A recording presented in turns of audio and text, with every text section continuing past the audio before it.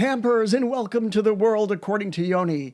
In case you've missed me, I am your host, Yoni Martin, and yes, I am still here, still alive, still kicking, although it was touch and go.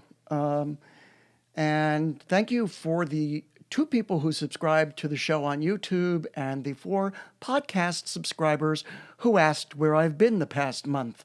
I appreciate your concern. The reason I have not done a show since my post-election wrap-up is because shortly thereafter, my back, which goes out periodically due to a traffic accident I was in about 25 years ago, went out on me. And I was flat on my back for, a week and a half, 2 weeks. And the only choice I had was to not do a show or do it from bed. And doing it from bed sounded a little tacky to me, so I didn't do that. And then, of course, naturally, as soon as I started to get better, I caught this bug where I started hacking up a lung, and my throat felt like somebody was taking a saw to it, and I couldn't talk. That's still somewhat the case because I taped this show yesterday, but I watched it, and because of the way my throat sounded and it kept going out on me, I said, I've got to do this over again. I'm sorry, I just do. So that's why we're here today, which is later than I intended. Also, because so much has happened in the time since my election wrap-up show that I don't even know where to begin. So I wrote notes for myself, and it turned into 3 pages of notes. So normally I don't cheat and look down because I've been told by certain people who shall go nameless, Ethan, my brother, that you have to look into the camera, as if I didn't know that. But today I have cheat sheets because so much has happened that I need them. So if you're watching the show rather than listening on a podcast, when you see me look down like this, it's because I'm reading my notes and trying to figure out where I am. If you're watching the podcast or listening to the podcast, it doesn't matter because you don't see a thing. Also, for those who are listening via podcast, you can't see that at the advice of my beautiful and talented wife, Tanya, I am wearing my New York Yankees Santa hat for the show. So I look ridiculous, but it makes Tanya smile, and that's really all that matters to me. So, where to begin? Damned if I know. I will start with, I guess, what is the closest thing to breaking news I have. And that is that our former beloved Attorney General, William Barr, has said he sees no reason that we need another recount. No need to look at the voting machines and see that everything is on the up and up. They're fine. So there goes his pardon, which is interesting because if you think about it, Barr's career goes back to Iran-Contra. He's been a criminal since then, but over the past year or 2, as he's been Attorney General and covering up for he who must not be named, it's been special. And this guy, I'm sorry, it's a little late in the game to be trying to make mea culpas. Dude, you belong in jail, and I hope that's where you end up. Okay, so let's see. I am going to go through my notes now and try to have a coherent show. Of course, I'm covering almost a month of material here that I've condensed into what I see as important. So if I jump all over the place, forgive me or give me a break because that's just the way it is. Anyway, I wanted to talk about one of my favorite people, and I'm sure yours, Governor Ron DeSantis of Florida. He's the guy who stole the election from Andrew Gillum a couple of years ago. DeSantis, who has been one of the biggest anti-maskers and open everything up of all the governors out there, Well, he has a former employee he has a bit of trouble with. A woman named, where's her name? I wrote it. I know I've got it. Ah, yes, there she is. Rebecca Jones. Rebecca Jones is a climate scientist. She used to work for the state of Florida until they fired her because she was trying to tell the truth. And after they fired her, she continued trying to tell the truth from her home. So what did Ron DeSantis do? Well, he did the thing that any governor in a democracy would do. He got some judge to sign off on a bogus warrant, and DeSantis's SS troops stormed Jones's home, guns a-blazing, pointing in her face, in her children's face, as they ripped her home apart, took her computer, and all because the woman was telling the truth. In effect, she was a whistleblower. This is what that gets you in our current period of time. Beyond that, that's a great story, but it was a couple weeks back, so it's old news, I guess. I want to talk about the stimulus. Oh, yes, the wonderful stimulus checks that are about the only thing the RethugliKKKan Party would allow to happen, no matter how much the Democrats fought. I don't blame the Democrats for the fact that they got us a stimulus check of $600. And not even everybody is going to get $600. But that's it. That's the stimulus check. Hallelujah. Whoop-de-doo. If my wife and I both get checks for $600, guess what? We still can't pay our rent for next month. So that's one hell of a stimulus check. And I would just like to remind everybody that these stimulus checks, it's our money, our tax dollars. And I would like to point out that in the first round of stimulus checks that went out months and months, I don't know how many months ago, a religious con man like Joel Osteen was handed $4,400,000 because, of course, he needed it. The millions he had in the bank were not enough. Now, we're going to get $600 stimulus checks. Do you have any idea how many of those $600 stimulus checks it would take to equal Joel Osteen's gimme from the last round? The number is 7,333 people. Yeah, 7,333 people getting $600 apiece comes in just under what Joel Osteen was handed before anybody else got anything in the first round of stimulus checks. So when you think about it being our tax dollars, somewhere along the lines, we're getting fucked. So I just wanted to point that out. An investigation from the government watchdog that oversees the Department of Veterans Affairs concluded that a Republican member of Congress, now I'm not going to mention any names, Dan Crenshaw, but they were orchestrating a campaign to discredit a female veteran who claimed she had been raped during her time in the service.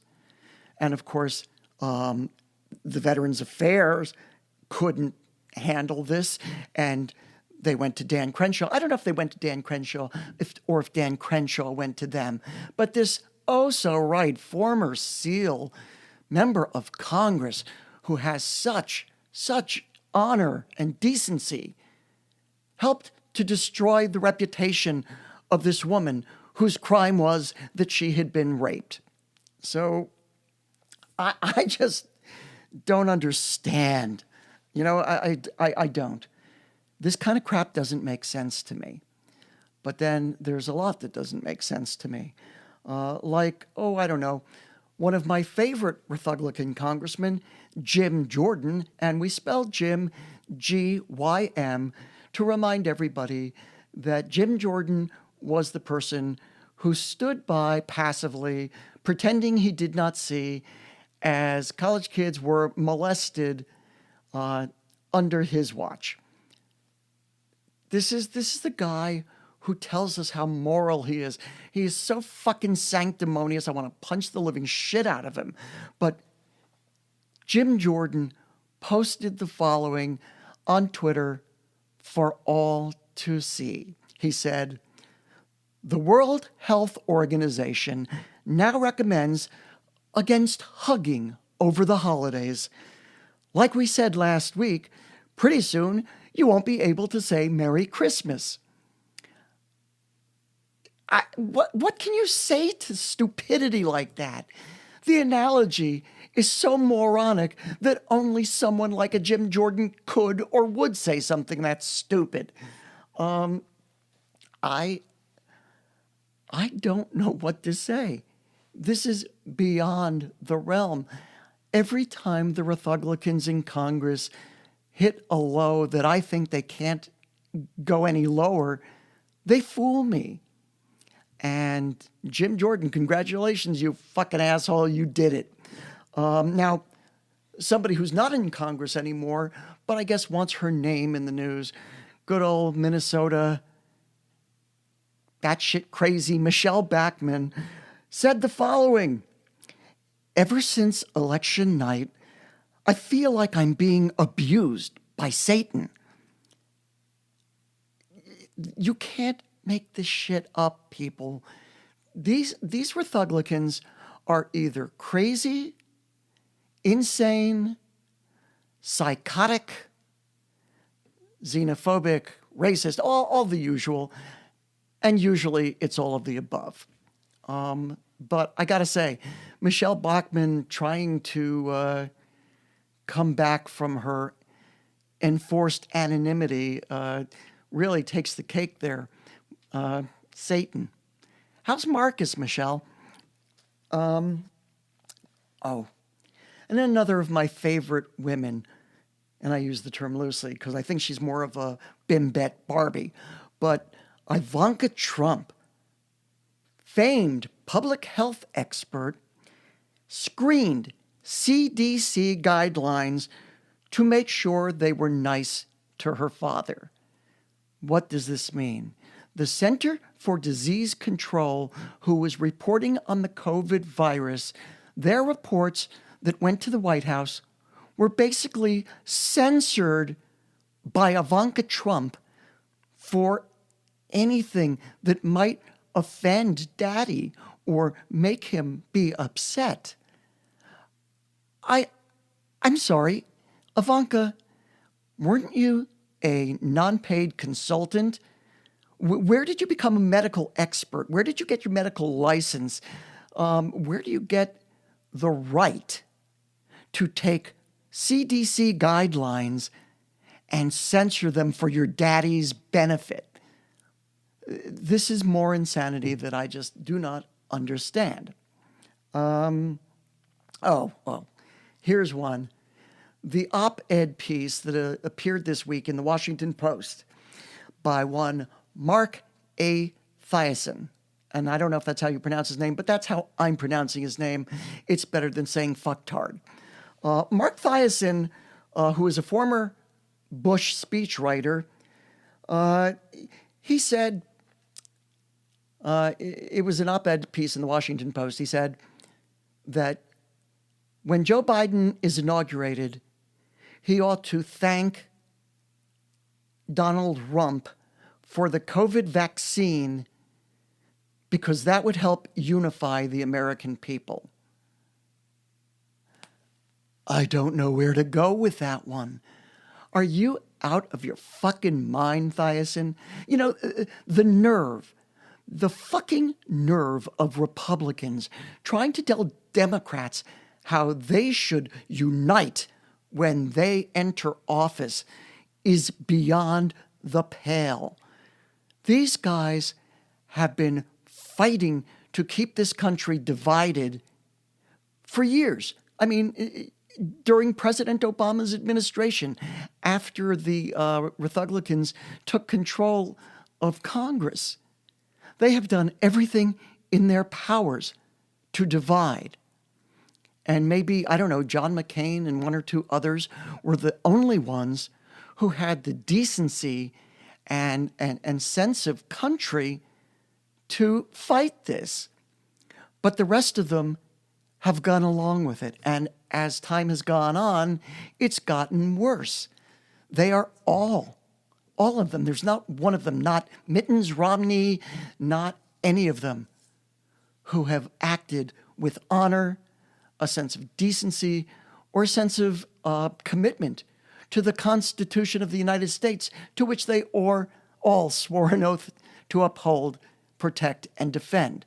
And now Thiassen wants Biden to kiss the RethugliKKan's ass by crediting he who must not be named with the COVID vaccine that Pfizer developed in the UK, which interestingly enough now has a new strain of COVID going, and that he must not be named had nothing whatsoever to do with. As a matter of fact, the tangerine turd not only had nothing to do with the development of this vaccine, he has millions of doses sitting in warehouses across the country, refusing to let them out, except, of course, to high-ranking members of the RethugliKKan party, including all the people at the White House who said COVID was a joke, it was a scam,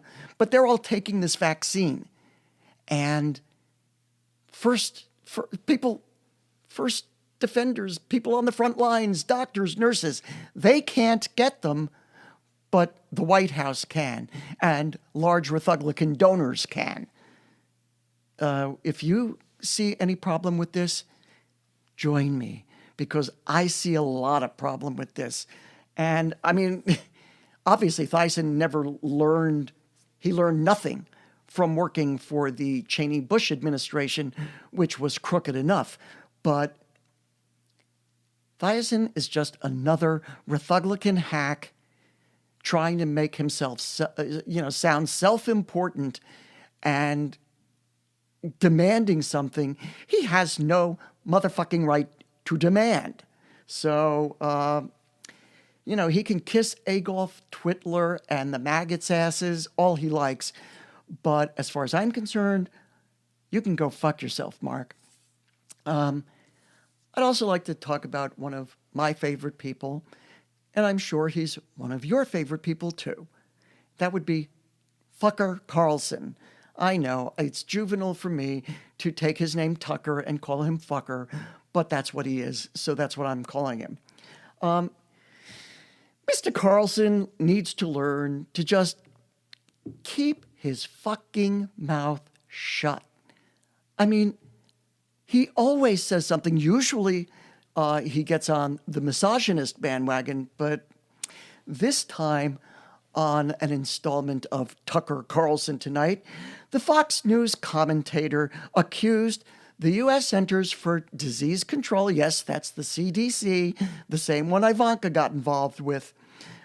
He accused them of suggesting that COVID-19 vaccinations should be distributed based on race rather than need. Carlson's claims were a deliberate misrepresentation of CDC presentation of the groups that most needed the vaccine. But, if anybody at Faux News sees the chance to tell a lie, they're going to do it because, of course, the suckers believe the lies. And the bigger the lie, the more you lie, the more the suckers believe it. This is a gift from the mind of Joseph Goebbels that went to the hands of the late unlamented Roy Cohn, famed for the Army McCarthy hearings, and also famous for being you-know-who's mentor. So you get, boom, boom, boom. From the Nazi to the self-hating Jew, and from the self-hating Jew to the racist in the White House. There you go. It's, I don't know, there's a beauty to the symmetry of this. So you got to give him that. Also, since I've been gone, there was an article, I think it was an op-ed, in the Wall Street Journal, written by a guy named Joseph Epstein. This guy actually was allowed to be a lecturer at Northwestern University. He wrote an op-ed piece stating that Dr. Jill Biden should not use the name or the word doctor as a title for her. Why? Because she's a PhD and not a medical doctor? You know, there are a lot of PhDs who don't use the honorific doctor, but there are a lot of PhDs who do use the honorific doctor. Psychologists don't have medical degrees. They have PhDs. They are called doctors. Dr. Jill Biden has a PhD in education. She is every bit as entitled to use doctor as anybody else. And I would like to contend that if it was a man using doctor for his PhD, Mr. Epstein would have kept his motherfucking mouth shut, or his hands off his keyboard, to be more correct. But, you know, the RethugliKKans love of misogyny, their ability to attack any woman for anything just never ends. And that's what's happening here. Let's see. Epstein, in his column, stated, Dr. Jill Biden sounds and feels fraudulent, not to say a touch comic. Ha, ha, ha. Do you think he would have written that about a man? I contend he would not. This is misogyny, pure and simple, from an op-ed piece in the Wall Street Journal, which I would like to remind everyone is owned by Rupert Murdoch, owner of Fox News. So there you have that one. I used to respect Ralph Nader. I really did. There was a time that I thought Ralph Nader was a very important component of Watchdog America. But something happened, I think it was about 2000 during the Gore defeat by George Bush, where Gore won but lost because he got the popular vote and lost the electoral vote.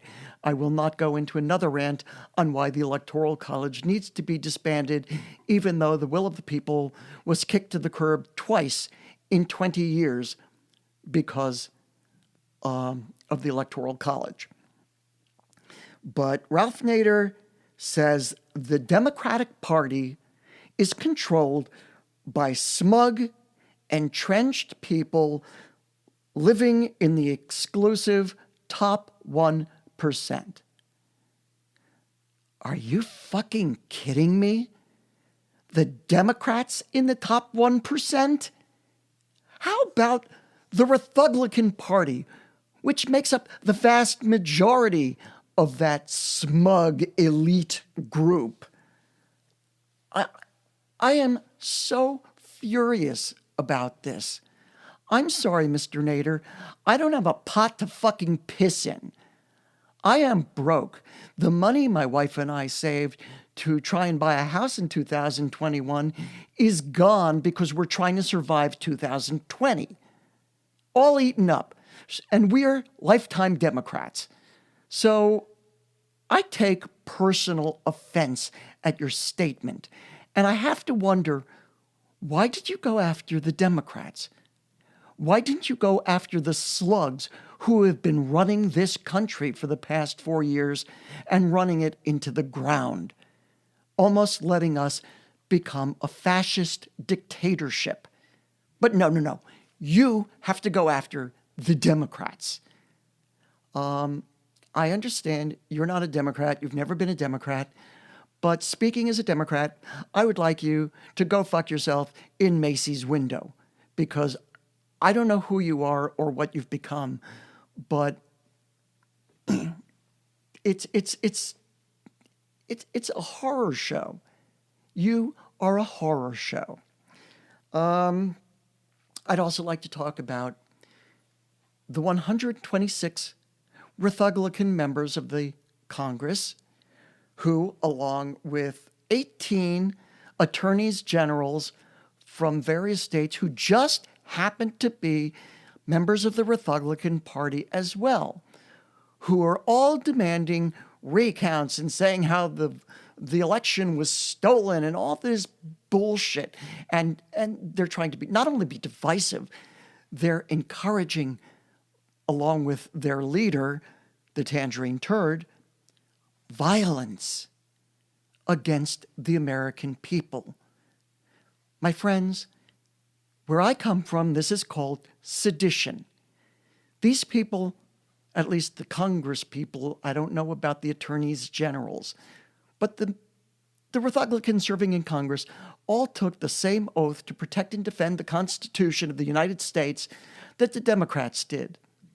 And yet these people are trying to destroy our election process. It's not enough that they've spent years with voter repression, redistricting states, doing everything they could to keep the vote down, especially, let's face it, among voters of color, because voters of color usually vote Democratic. Well, you people are guilty of sedition, and I implore the Democrats in the House of Representatives to not seat these seditious bastards when you go back into session. These people are traitors. They have attempted to destroy the American people's faith in our electoral system. And with what evidence? Absolutely none. None. I mean, how many cases, 50-something, did good old Rudy Giuliani take to court and get thrown out every time?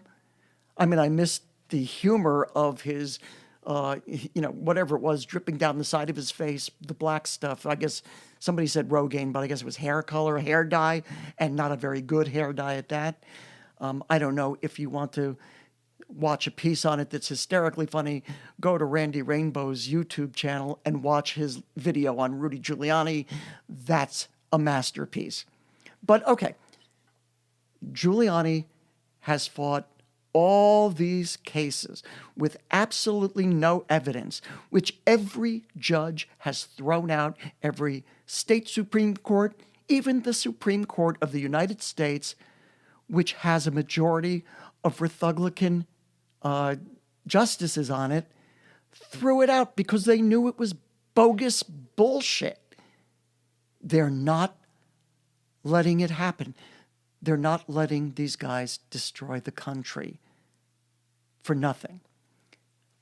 But these 126 Congress people and these 18 attorneys generals have done and are doing everything in their power. I mean, hell, when he who must not be named invited the Proud Boys, come on in, start creating violence. You go after those Democratic bastards. Go after those libtard fuckers. You want to punch a couple of them? You want to stick a knife in 4 of them and send them to the hospital in critical condition and do it in the nation's capital? Go for it. That's what Adolf Hitler did. And did any one of these RethugliKKans come out against him, demand he be censured for that? No. And of course they wouldn't, That's not who they are. So all I can say is, Democrats, it's up to you.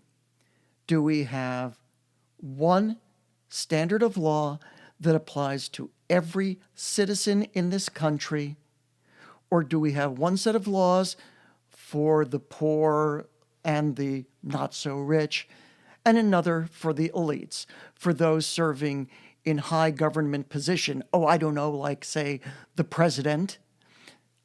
And for the rich, the ultra rich, the uber rich, they have one standard of laws and we get another. It's up to you to ensure that that is not the case, that everybody in this country lives by the same laws. If we don't like a law, good. We fight it, we change it. There was a law against gay marriage. We fought it, we changed it, it's gone. The RethugliKKans would like to bring it back, of course, but for the moment, it's safe and it's gone. That's just an example.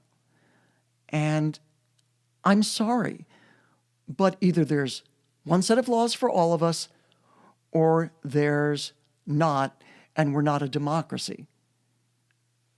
We're an autocracy. And I don't want to live in an autocracy. I want to live in a democracy, damn it.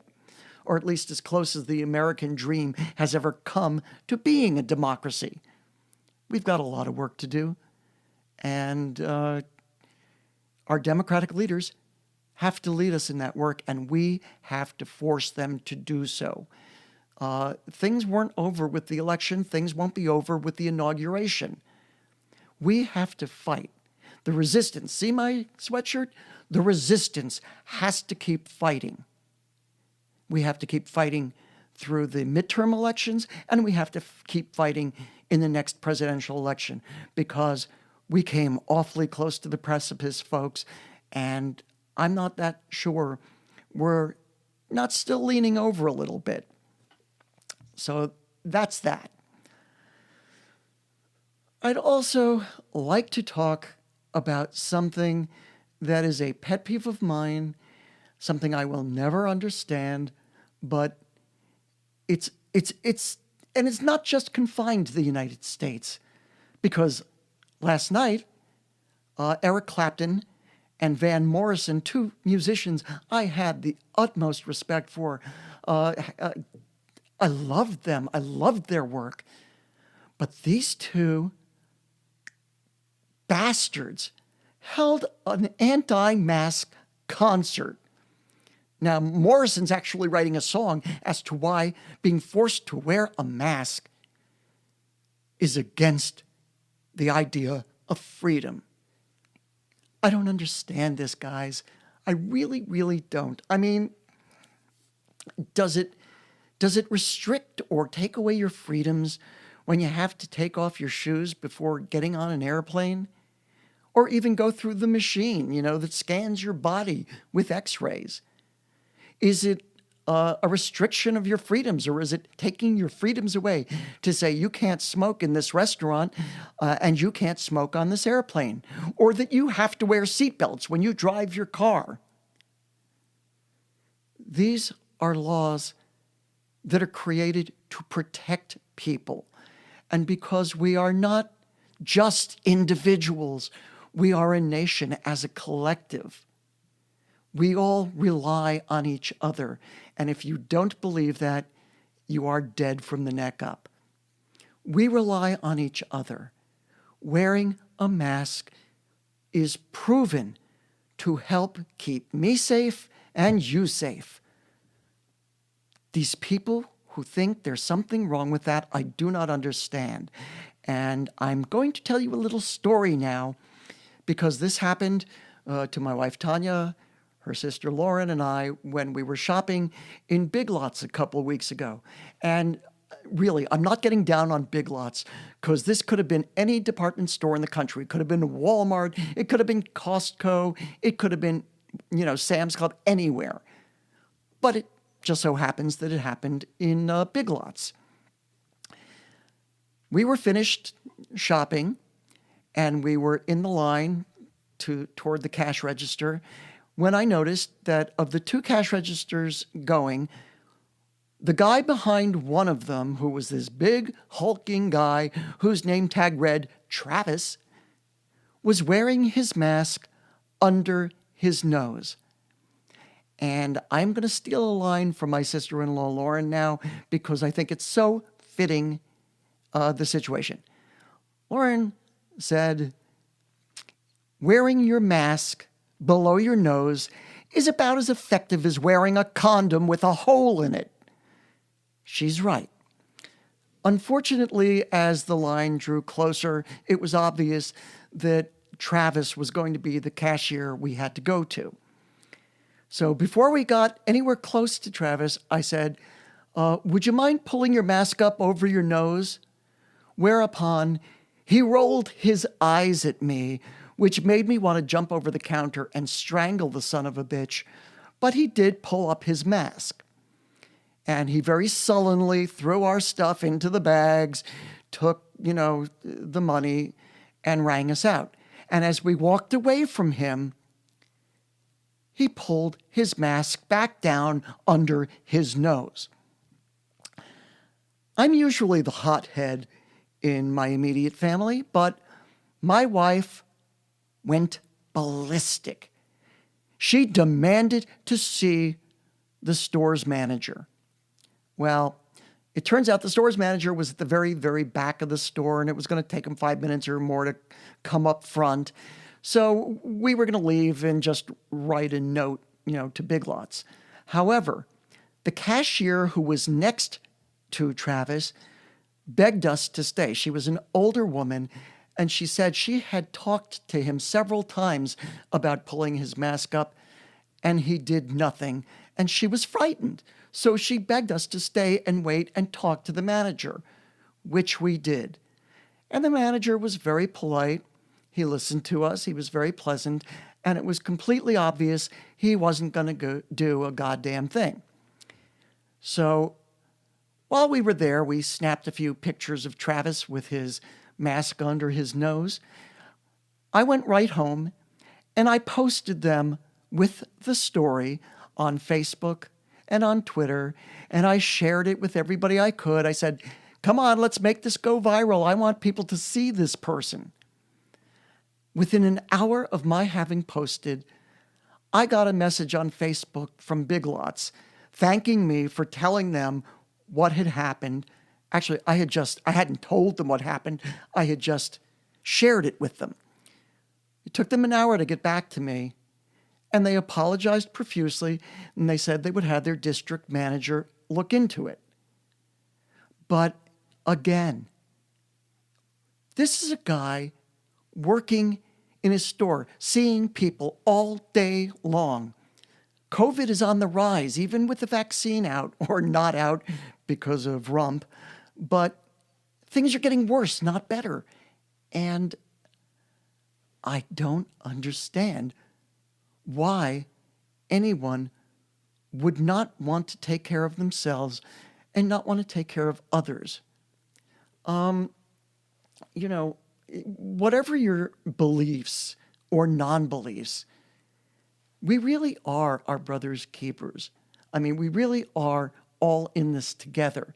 Either we take care of each other or we're going to have more than the 300,000 deaths we've already had in this country.